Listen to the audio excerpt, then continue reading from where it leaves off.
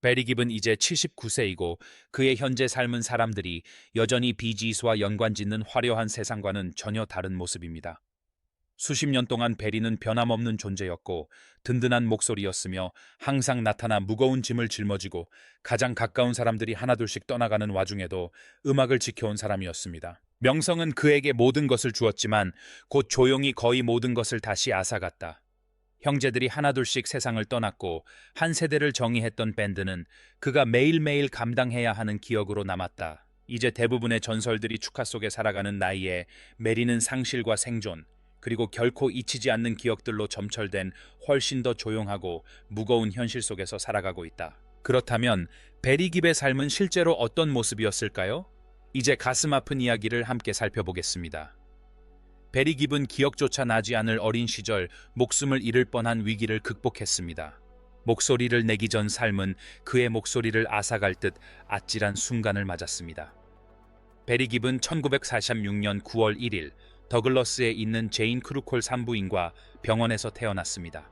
그의 가족은 이미 불안정한 음악과 불확실성으로 점철된 삶을 살고 있었습니다. 그의 아버지 휴 깁은 맨체스터 출신의 드러머로 호텔 무대가 있는 곳이라면 어디든 가리지 않고 일하느라 거의 가만히 있지 못했다. 역시 맨체스터 출신인 그의 어머니 바바라는 집에 머물며 가정을 꾸려나갔고 그 사이사이에는 서바이벌이라는 프로젝트가 조용히 자리 잡았다. 베리가 태어났을 당시 휴는 더글러스 주변 호텔에서 드러머로 끊임없이 일했고 바바라는 집안일을 도맡아 했다. 가족은 스트랭 로드에 있는 채플 하우스에 잠시 정착했습니다. 베리가 2살도 되기 전에 모든 것이 잘못되기 시작한 것은 바로 그곳에서였습니다. 잠시 내려놓은 뜨거운 찻주전자가 아이의 작은 손이 닿을 만큼 가까이에 있었습니다. 베리는 찻주전자를 넘어뜨렸고 화상은 심각했습니다. 그는 노블 병원에서 약 2달 반 동안 입원 치료를 받았습니다. 상처는 단순한 표면적인 상처를 넘어섰습니다. 감염이 발생했고 궤저성 녹색 변색이 뒤따랐습니다. 한때 의사들은 그가 살 수 있는 시간이 몇 분밖에 남지 않았다고 생각했습니다. 당시 의료 기술은 제한적이었습니다. 피부 이식도 현대적인 치료법도 없었기에 오직 인내와 운에만 의존해야 했습니다. 베리는 나중에 가장 괴로웠던 것은 고통이 아니라 부재였다고 설명했습니다. 그의 어린 시절 2년이 온전히 기억에서 지워졌다. 병원 침대 회복 두려움, 모든 것이 사라졌다. 화상을 입었다는 사실은 그의 마음 어딘가에 존재했지만 이미지나 감각은 남아있지 않았다. 오직 흉터만이 남았다. 영구적이고 말없는 흉터. 그의 마음이 되살리기를 거부하는 어떤 사건의 증거. 1959년 가족은 다시 이사를 했는데 이번에는 세인트 캐서린 드라이브 50번지였다. 그해 12월 쌍둥이 로빈과 모리스가 태어나면서 집안 분위기는 순식간에 바뀌었다. 베리는 더 이상 집에서 혼자가 아니었다. 쌍둥이가 아직 어렸을 때 가족은 스프링밸리의 스메들리 코티지로 이사했는데 이곳 역시 잦은 이사로 점철된 유년 시절의 또 다른 임시 거처였다. 곧이어 아이들은 학교에 다니기 시작했다. 바이리는 5살 생일을 맞은 지 며칠 만인 1951년 9월 4일에 브레이든 학교에 입학했습니다. 1952년 가족은 다시 이사를 하여 윌리스트의 스넬 로드 소리 3번지에 정착했고 그곳에서 2년을 살았습니다. 같은 해 베리는 틴월트 스트리트 유아학교에 다녔습니다.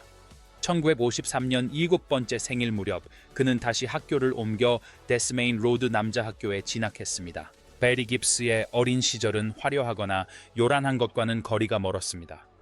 세계적인 명성을 예고하는 징조도 없었죠. 그저 불안정한 시작, 아슬아슬한 순간들, 끊임없는 이사, 그리고 평생 잊지 못할 끔찍한 일을 겪고 살아남은 어린 시절뿐이었습니다. 비지가 센세이션을 일으키기 전부터 베리 깁스는 이미 그 대가를 치르고 있었습니다. GB 가족이 1955년 맨체스터로 돌아왔을 때 정착했다는 느낌은 전혀 없었다. 그저 또 다른 적응 과정이었고 안정적인 곳을 찾으려는 또 다른 시도였다. 형제들은 거의 곧바로 이 음악에 끌렸는데 계획적인 것이 아니라 본능적인 것이었다. 그들은 스키플 밴드를 결성하고 래틀스네이크스라고 이름을 붙였다. 베리는 리드 보컬을 맡으며 리드 기타와 슬라이드 기타를 모두 연주했다. 로빈과 모리스는 보케올과 어쿠스틱 기타로 그를 뒷받침했다. 동네 친구인 폴 프로스트와 케니 호록스가 합류하여 보컬과 자신들이 가진 에너지를 더하며 밴드 라인업을 완성했다. 1957년이 되자 래틀스네이크스는 곡 작업을 마쳤다. 당시 사람들은 클리프 리처드, 폴 앙카버디, 홀리 에벌리 브라더스를 모두 알고 있었다. 친숙한 멜로디, 탄탄한 화음, 그리고 열심히 듣고 반복해서 연주하며 익힌 노래들. 심지어 베리 자신도 나중에 첫 곡이 무엇이었는지 정확히 기억하지 못했다. 한때는 폴 앙카의 I love you baby라고 말했지만 몇 년 후에는 Wake up little Susie였다고 기억해냈다. 그들의 첫 프로 공연은 1957년 12월 28일 금온트 시네마에서 열렸다. 획기적인 사건은 아니었지만 의미 있는 일이었다. 그들이 하는 음악이 침실이나 뒷방에만 머물러 있지 않고도 세상에 존재할 수 있음을 확인시켜 주었기 때문이다. 얼마 지나지 않아 부주의한 사고로 베리의 기타가 정중앙이 부러졌다. 프로스트는 나중에 그 모습을 정확히 묘사하며 기타가 완전히 두 동강 났다고 했다. 1958년 5월 가족이 다시 노던 그룹으로 이사하면서 프로스트와 호록스는 밴드에서 멀어졌고 밴드 규모는 줄어들었다. 형제는 그 자리에 남았습니다. 그들은 밴드 이름을 We Johnny Hayes and the Blue Cash로 바꾸고 대중의 눈에 띄게 활동할 수 있는 리듬을 찾았습니다. 매주 목요일 저녁 7시부터 9시까지 그들은 찰튼의 프린세스 클럽에서 열리는 15세 미만 어린이들을 위한 재능 경연 대회에 참가했습니다. 같은 무대, 같은 관객, 같은 긴장감. 매주 그들은 그곳에 가서 아무것도 보장되지 않은 상황에서도 공연하는 법을 배우며 실력을 갈고 닦았습니다. 그러던 온 중 모든 것을 바꿔놓은 사건이 발생했습니다. 1958년 8월 초 깁 가족은 정부 지원 이민 프로그램에 따라 사우샘프턴에서 호주행 폐허 시위에 승선했습니다. 모험을 위해서가 아니라 생존을 위해서였습니다. 배에는 레드 사이먼스와 미래의 팝스타의 부모님도 함께 타고 있었는데 당시에는 그들의 삶이 어떻게 얽히게 될지 아무도 예상하지 못했습니다. 당시 그들에게는 그저 긴 항해와 다시 시작해야 한다는 부담감뿐이었습니다. 호주에는 지름길이 없었습니다. 형편이 어려웠던 형제는 레드클리프 스피드웨이 경주 사이사이에도 노래를 부르는 등 할 수 있는 곳이라면 어디든 가서 노래를 불렀습니다. 화려한 삶은 아니었지만 생활비는 충당할 수 있었습니다. 그렇게 뜻밖의 무대를 통해 그들의 노래를 주의 깊게 듣던 라디오 DJ 빌 게이츠의 눈에 띄게 되었습니다. 그는 그들의 화음에만 감탄한 것이 아니었다. 그는 베리의 자작곡, 특히 Let Me Love You와 Underneath the Starlight of Love에 주목했다. 게이츠는 더 많은 곡을 요청했고 베리는 계속해서 작곡을 이어갔다. 1961년 9월 베리는 학교를 그만두었다. 극적인 결정은 아니었고 그저 음악이 이미 승리했다는 조용한 결심이었다.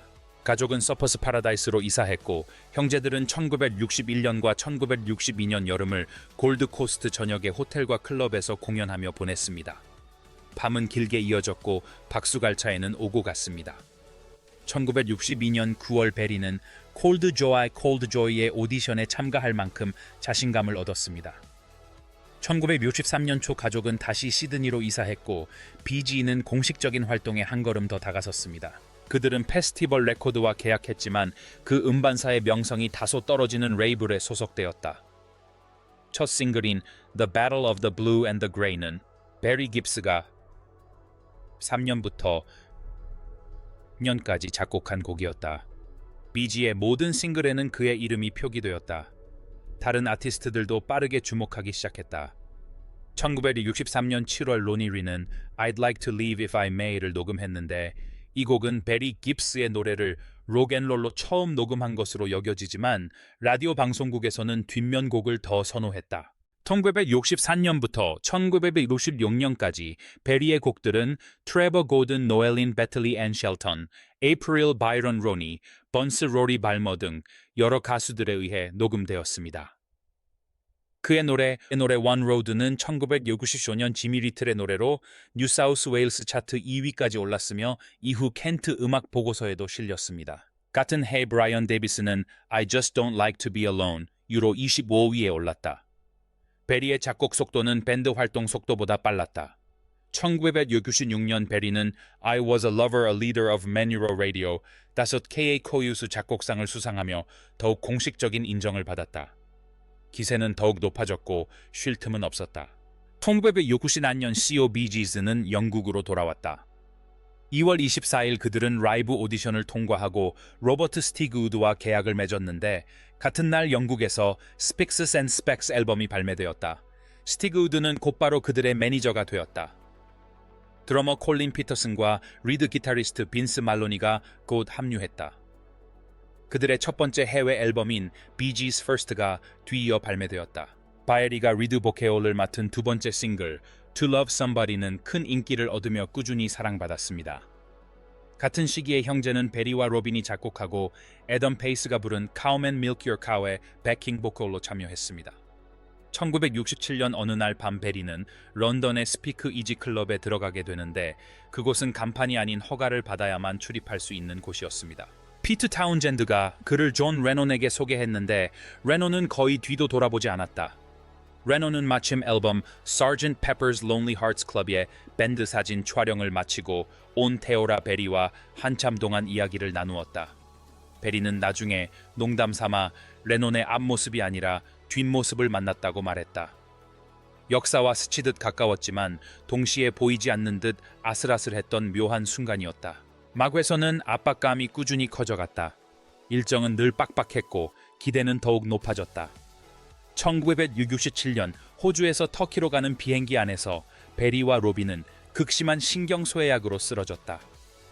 12월 23일 그들은 다시 영국을 떠나 크리스마스 이브를 통째로 놓치고 크리스마스 당일에 호주에 도착했다. 그들은 스티그 우드의 가족과 함께 휴가를 보낸 후 시드니로 이동했는데 이미 지쳐 있었다. 1967년 말에 이르러서는 긴장감이 극에 달했다. 1968년 초 창작의 자유를 둘러싼 의견 충돌이 격화되어 스튜디오와 무대까지 번졌다. 스모데우스 브라더스 쇼와 에드 설리번 쇼 출연으로 미국에서의 인지도를 넓혔지만 긴장감은 가는 곳마다 따라다녔다. 바에리의 1968년 작곡곡 Only One Woman은 영국에서 큰 인기를 얻었고 이후 할리우드에서 러브콜이 쏟아졌다. 리 헤이즐우드가 주최한 파티에서 찍힌 사진들이 나중에 공개되었는데 사진 속에는 베리가 배우, 안젤라 카트라이트와 이야기를 나누는 모습과 허니리스 디드 멤버들이 노래하는 동안 기타를 치는 모습이 담겨 있었다. 그 사진들은 전혀 스캔들을 일으킬 만한 내용은 아니었다. 이는 밴드가 얼마나 유명해지고 인기를 얻었는지를 다시 한번 상기시켜주는 사건이었다. 1969년 비지는 뒷면에 램플라이트를 수록한 First of May를 발매했다. 로베오트 스티그 우드는 뒷면곡으로 First of May를 선택했다. 얼마 후 로빈은 솔로 활동 계획을 발표했고 비지는 로빈 없이 Tomorrow를 발매했다. 베리는 사만다 상의 공동 작곡 및 프로듀싱, 그리고 P.P. 아놀드의 곡 Producing, Bury Me Down by the River 포함 등 다양한 활동을 이어갔다. 드러머 콜린 피테어슨이 그해 여름 그룹을 떠나면서 베리와 모리스만 남게 되었습니다.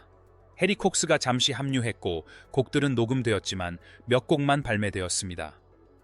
1969년 12월 비지는 해체를 발표했습니다.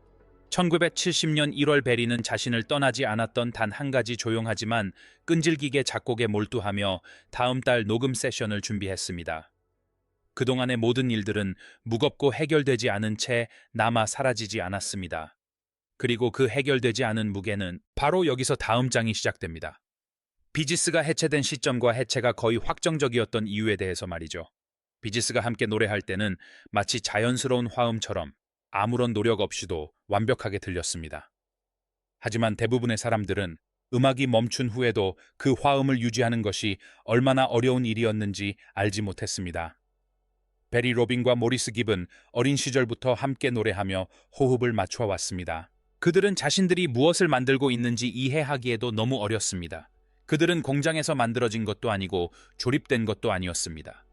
반복과 본능, 그리고 거의 불공평할 정도로 친밀한 관계를 통해 음악적으로 서로에게 녹아들었습니다. 10대가 되었을 무렵 그들은 이미 프로였고 끊임없이 가까이 있어야만 하는 삶을 살고 있었습니다. 그런 끈끈한 유대감은 마법을 만들어낼 수도 있지만 관계를 위태롭게 만들 수도 있다. 1963년 비지는 공식적으로 음반을 발매하는 아티스트가 되었다. 베리는 겨우 16살이었고 로빈과 모라우리스는 13살이었다. 첫 싱글을 내기 훨씬 전부터 그들은 함께 리허설하고 공연하고 여행하고 꿈을 꾸며 수년간 시간을 보냈다. 그들의 유대감은 깊었지만 동시에 단호하기도 했다. 일과 가족 사이에는 진정한 경계가 없었다. 모든 것이 그룹 안에서 서로 얽혀 있었다. 일은 겉으로는 공평해 보이는 방식으로 분담되었다. 작곡은 대부분 공동으로 이루어졌다. 장남인 베리는 일찍부터 작곡을 시작했기 때문에 종종 더 많은 곡을 가지고 왔다. 리드 보케올은 주로 베리와 로빈 사이에서 번갈아가며 맡았다. 녹음된 음원에서는 균형이 잡힌 것처럼 들렸지만 실제 무대 뒤에서는 전혀 그렇지 않았다. 진짜 갈등의 불씨는 처음에는 아무도 입 밖으로 꺼내고 싶어 하지 않았던 질문, 즉 누가 프론트맨인가 하는 문제에서 비롯되었다. 로빈은 베리 가디언즈에게 첫 영국 차트 1위를 안겨준 곡 마사추세츠에서 리드 보컬을 맡았었다. 그 성공은 로빈에게 매우 중요했다. 이내온 밴드 외부뿐 아니라 내부에서도 인식의 변화를 가져왔다. 로빈은 자신의 목소리가 더 자주 밴드를 이끌어야 한다고 느끼기 시작했다. 하지만 베리는 생각이 달랐다. 그는 멤버 간의 역할이 유동적일 때, 어느 한 사람의 목소리가 너무 오랫동안 지배하지 않을 때 밴드가 가장 잘 돌아간다고 생각했다. 게다가 주변의 목소리들, 즉 친구들, 업계 관계자들, 팬들의 의견까지 모든 것을 복잡하게 만들었다. 형제들은 저마다 다른 방식으로 같은 메시지를 들었습니다. 너는 다른 사람이 필요 없어. 혼자서도 할 수 있어. 그런 말은 자신감을 심어주는 게 아니라 의심을 키우고 협력을 경쟁으로 바꿔놓습니다. 1969년이 되자 쌓인 긴장감은 더 이상 해소될 곳이 없었습니다. 앨범 오데사의 첫 곡을 어떤 곡으로 할 것인가를 둘러싼 갈등이 모든 것을 수면 위로 드러냈습니다. 5월 1일 베리의 곡이 로빈의 곡 Lamplight 대신 선택되었다. 이는 단순한 창작적 결정이 아니었다. 개인적인 감정이 깃든 것이었다. 그해 3월 로빈은 그룹을 탈퇴한다고 발표했다. 그때부터 비지는 더 이상 비지가 아니었다. 베리와 모리스는 같은 이름으로 듀오 활동을 이어갔고 로빈이 전혀 참여하지 않은 상태에서 앨범 Cucumber Castle을 녹음하기도 했다. 그와 동시에 로빈은 자신의 미래를 계획하고 있었다. 음악계에서 물러나는 것이 자신의 목소리를 낼 수 있는 유일한 길이라고 확신했기 때문이다. 그 결과 자유가 아닌 거리감이 생겼고 로빈은 1970년 2월 솔로 앨범 Robin's Reign을 발표했다. 이 앨범에서 나온 싱글 Saved by the Bell은 영국 차트 2위를 기록했지만 앨범 자체는 비지의 앨범만큼의 성공을 거두지 못했다. 세용공은 분명했지만 그 성공은 제한적이었다. 그러는 동안 베리와 모리스 역시 방황하기 시작했다. 그들 역시 솔로 활동을 계획하고 있다는 발표가 나왔다. 비지라는 그룹이 이제 막을 내렸다는 생각이 갑자기 현실로 다가왔다. 팝계는 이 상황을 주목했다. 마치 한 몸처럼 보였던 그룹이 대중 앞에서 산산조각 났다. 한동안 형제들은 거의 말을 하지 않았다. 결국 그들을 다시 모이게 한 것은 향수가 아니었다. 필요성이었다. 계약은 여전히 처리해야 할 것들이었고 미처 마무리하지 못한 일들도 있었다. 그렇게 시간이 흐르면서 대화가 천천히 다시 시작되었다. 실질적인 논의를 하던 중 예상치 못한 일이 일어났다. 함께 일했을 때의 느낌이 어땠는지, 무엇을 그리워했는지 다시금 떠올랐다. 멤버들의 솔로 프로젝트는 하나둘씩 조용히 중단되었다. 베리의 앨범은 미완성으로 남았고 모리스의 계획은 흐지부지 되었으며 로빈은 두 번째 솔로 앨범 작업을 포기했다. 그렇게 조용히 비지스는 재결합했다. 그리고 거의 곧바로 서로에게 차마 말하지 못했던 모든 것을 담은 노래 작업에 착수했다. 어떻게 하면 상처받은 마음을 고칠 수 있을까라는 질문은 결코 에둘러 표현되지 않았다. 그럴 필요는 없었다. 그 질문의 핵심은 그들 자신의 상황 입은 상처, 그리고 앞으로 나아가기 위해 필요한 노력을 반영했다. 그들은 갈등이 없었던 척하지 않았다. 갈등을 지우려 하지도 않았다. 그들은 갈등과 함께 살아가는 법, 극복하는 법, 그리고 감정이 격해질 때조차 음악을 지키는 법을 배웠다. 그 짧은 해체는 1년도 차에 되지 않았지만 흔적을 남겼습니다. 비지 역시 다른 밴드들을 해체시키는 M역에서 자유롭지 못했음을 보여주었죠. 그리고 또 다른 사실을 증명했습니다. 비록 상처 입고 부서졌을지라도 그들은 여전히 함께해야 한다는 것을. 다행히도 그들에게는 아직 들려줄 음악이 많이 남아 있었습니다. 밴드가 다시 자리를 잡아가던 중 베리의 개인적인 삶은 서서히 무너져 내렸습니다. 하지만 베리 깁은 영원한 사랑을 찾았습니다. 모든 것을 잃은 직후 베리 깁은 쉽게 영원한 사랑을 찾지 못했습니다. 평생을 함께할 여자를 만나기 전까지 그는 모든 것이 얼마나 빨리 무너질 수 있는지 뼈저리게 느꼈습니다. 그의 첫 결혼은 일찍 찾아왔습니다. 1966년 8월 불과 19세의 나이에 베리 깁은 모렌 베이츠와 결혼했습니다. 타이밍만 비와도 모든 걸 알 수 있죠.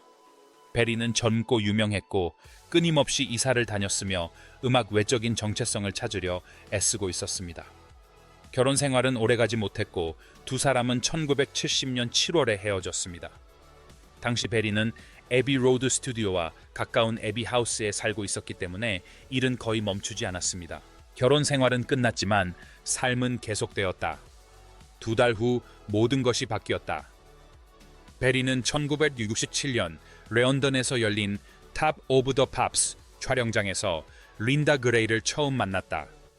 린다는 미스 에든버러였고 그 주 동안 진행자 역할을 맡고 있었다. 베리는 나중에 그 순간에 얽힌 재미있는 이야기를 털어놓았다. 매사추세츠가 1위를 차지하고 있었는데 린다는 그 노래를 들어본 적도 없었다는 것이다. 그런 건 아무것도 중요하지 않았다. 베리의 말에 따르면 둘 사이의 연결은 순식간에 이루어졌다. 아무런 사전 준비나 망설임도 없이 그저 강렬한 느낌이 스며들어 오래도록 지속되었다. 그는 나중에 방 건너편에서 서로를 바라보았고 설명이 필요 없는 어떤 일이 일어났다고 설명했다. 그리고 베리는 베리니까 이야기는 거기서 끝나지 않는다. 근처 다른 스튜디오에서는 닥터 후 촬영이 한창이었다. 어느 순간 그들은 인형들로 둘러싸인 스튜디오 안으로 들어갔다. 그곳에서 그들은 조용하고 뜻밖의 순간을 함께했다. 화려하지도 계획된 것도 아닌 그저 진솔한 순간이었다. 몇 년이 지난 후에도 베리는 그 첫 만남을 여전히 같은 방식으로 이야기했다.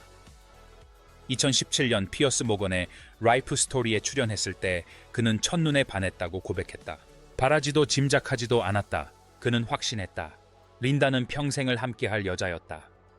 그 확신은 결코 흔들리지 않았다. 1970년 9월 1일 처음 만난 지 3년 만에 베리와 린다는 결혼했다. 그 날짜는 의미심장했다.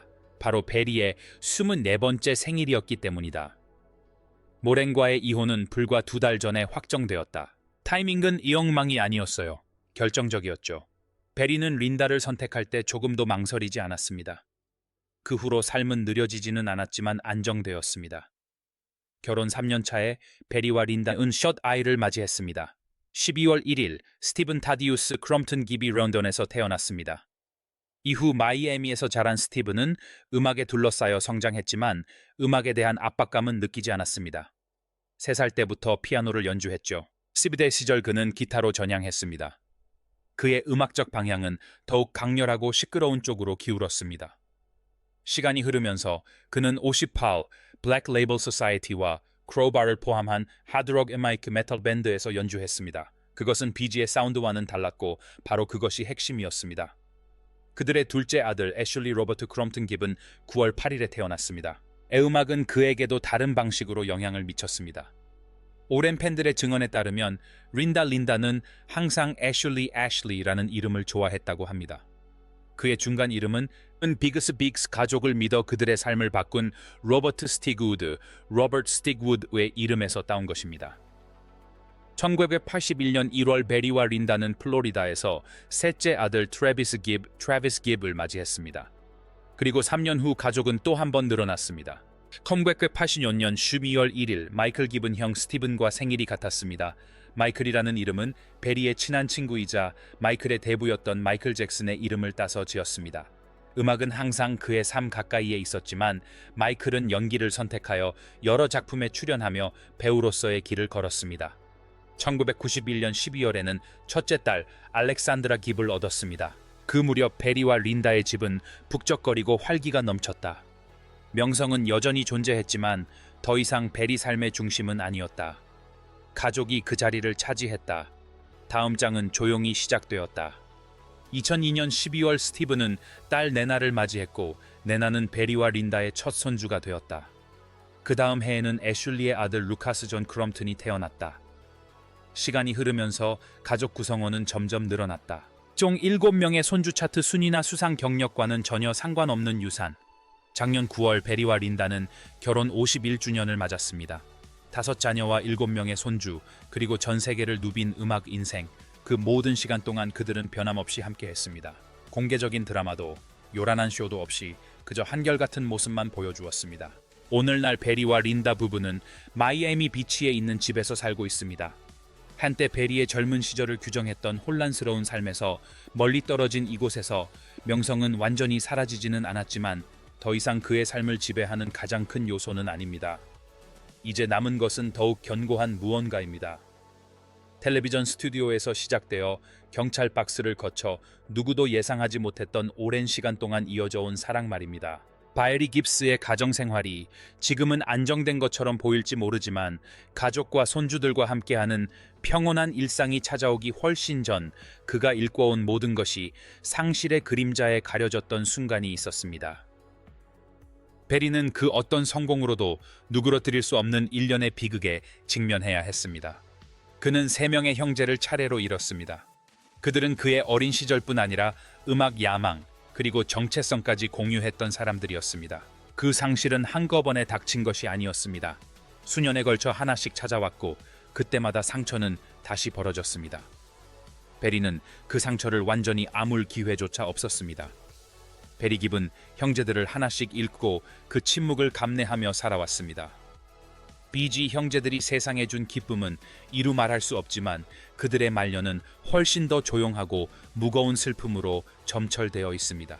2003년 그 해 GB 가족에게는 그 어떤 성공으로도 누그러뜨릴 수 없는 비극이 닥쳐오기 시작했습니다. 모리스 깁이 마이애미에서 갑작스럽게 세상을 떠난 것입니다. 향년 53세였습니다. 심한 복통으로 시작된 그의 증상은 응급으로 이어졌고 마운트시 메디컬 센터에 입원한 그는 장이 꼬인 장염전 장기형 진단을 받아 즉시 수술을 받아야 했습니다. 모리세우는 시술 후 잠시 의식을 되찾아 희미한 희망을 품게 했지만 결국 심장마비로 세상을 떠났습니다. 비지스에게 그의 죽음은 엄청난 충격이었습니다. 모리스는 단순한 멤버가 아니었습니다. 그는 밴드의 중심이자 밴드를 하나로 묶어주는 접착제와 같은 존재였습니다. 그는 본능적으로 조화를 이해했고 모든 것을 하나로 묶고 의견 차이를 해소하고 긴장이 고조될 때 상황이 극단적으로 치닫지 않도록 조절했다. 그가 죽자 무언가 본질적인 것이 그와 함께 사라졌다.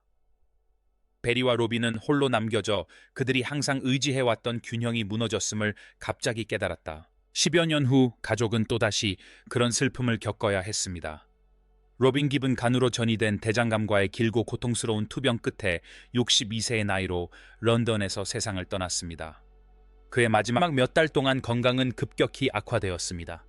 폐렴으로 혼수 상태에 빠졌다가 잠시 의식을 되찾았지만 이미 몸은 쇠약해져 있었습니다. 간과 신부전이 뒤따랐고 결국 회복은 불가능했다. 로빈의 목소리는 언제나 독특했다. 떨리는 듯한 그 음색은 Massachusetts나 I Started a Jock 같은 노래들을 수백만 청취자들에게 깊은 감동을 주는 감정의 조각으로 만들었다. 건강이 악화되는 와중에도 그는 작업을 멈추지 않고 녹음을 계속하며 더 이상 버틸 수 없을 때까지 앞으로 나아갔다. 그의 죽음은 베리가 다시는 열 수 없는 한 시대의 문을 닫아버렸다. 베리는 훗날 형제들을 잃은 슬픔을 이야기할 때면 그 무게감을 숨김없이 드러냈다. 그는 가장 큰 후회로 형제들이 모두 사이가 좋지 않았던 시기에 세상을 떠났다는 사실을 깨달았다고 털어놓았다. 그리고 그 사실은 평생 그의 마음속에 남을 것이라고 설명했다. 그는 평생 그 일을 되돌아보며 자신을 마지막까지 살아남은 사람이라고 묘사했는데 특히 장남으로서 그 현실을 여전히 완전히 이해할 수 없었다. 인터뷰 도중 베리는 눈물을 쏟으며 그 주제에 대해 이야기하면서 눈물을 흘린 것은 처음이라고 고백했다. 그 감정은 꾸며낸 것이 아니었다. 피로가 엠구와 믿기지 않는 기분이 뒤섞여 있었다. 베리는 세 형제가 서로에게 어떤 감정을 느꼈는지 아무도 제대로 알지 못한다고 말했다.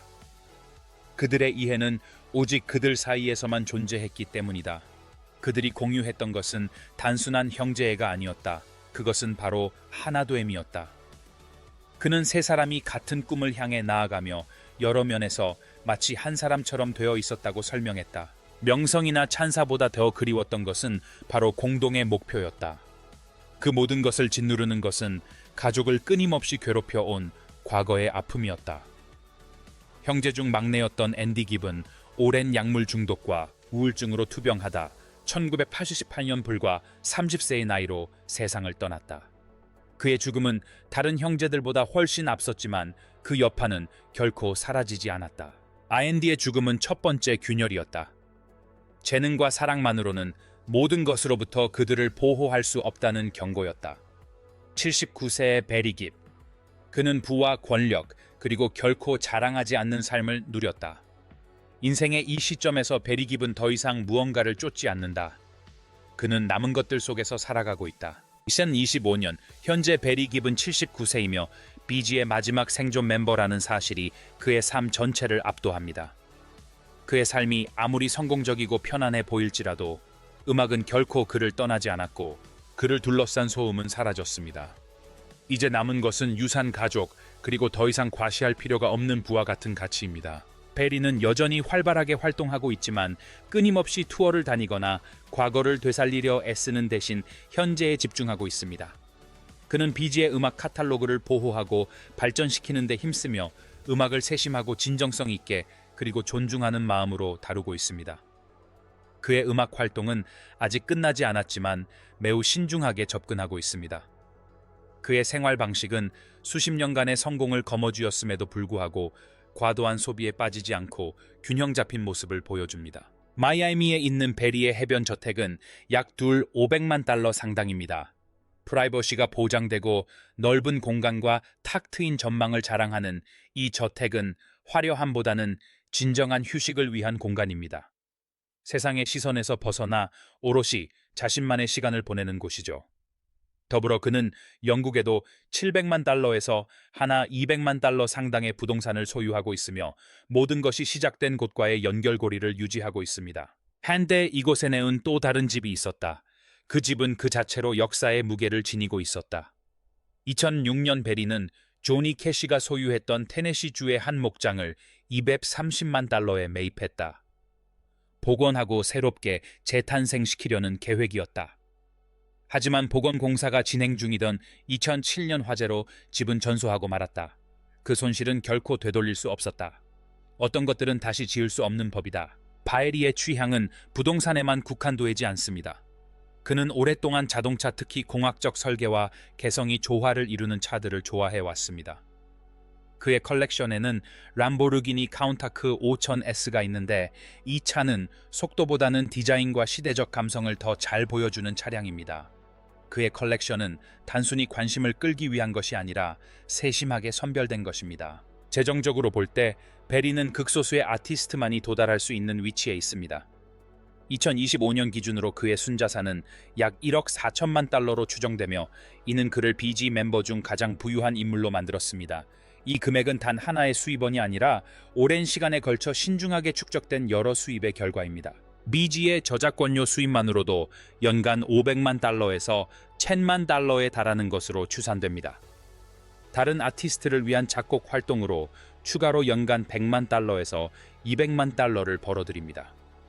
대규모 투어를 하지 않더라도 솔로 공연과 일부 출연만으로도 100만 달러에서 200만 달러가 더해집니다.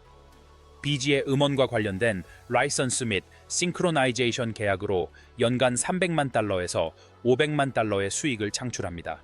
영화 광고 TV에서 조용히 음악을 이어가는 그의 존재는 그의 재산 규모로 충분히 입증됩니다. 마이애미 저택은 둘 500만 달러, 영국 부동산은 700만 달러에서 하나 200만 달러 사이입니다. 그의 자동차와 요트는 합쳐서 900만 달러에서 하나 200만 달러에 달하며 상품 판매와 비지 브랜드에 대한 지속적인 관심으로 매년 100만 달러에서 300만 달러의 추가 수익을 올리고 있습니다. 미라에도 고려해야 할 사항입니다. 베리는 현재 제작 중인 비지의 주요 전기 영화의 총괄 프로듀서로 참여하고 있습니다. 성과와 최종 계약에 따라 이 역할로 50만 달러에서 200만 달러 사이의 수입을 올릴 수 있습니다. 또 중요한 것은 이 역할을 통해 그가 이야기를 어떻게 풀어낼지에 대한 결정권을 갖게 된다는 점입니다. 나이에도 불구하고 베리는 음악과 단절되지 않았습니다. 중요한 순간에는 여전히 모습을 드러내고 옳다고 느껴질 때는 언제든 참여하며 음악을 단순히 수익의 수단으로 여기지 않고 신성한 것으로 소중히 여깁니다. 그의 삶은 과거의 명성으로 가득했던 시절과는 달리 더욱 조용하고 진중하며 신중합니다. 벨이 기분 사치스러운 삶을 누리고 있지만 그로 인해 정의되는 인물은 아닙니다. 그는 돈으로 정의되는 사람이 아닙니다. 비록 돈을 벌었지만요. 지금 그를 정의하는 것은 인내심 계속 나아가는 능력, 기억하는 능력, 그리고 모든 것을 잃지 않고 충실하게 살아가는 능력입니다. 79세의 그는 단순히 마지막 남은 비욘세 멤버가 아닙니다. 모든 것을 짊어지고 가는 사람입니다. 여러분이 가장 좋아하는 비욘세 노래는 무엇인가요? 아래 댓글로 알려주세요. 좋아요, 공유, 구독도 잊지 마세요. 화면에 나오는 다음 영상도 클릭해보세요. 분명 즐거우실 겁니다.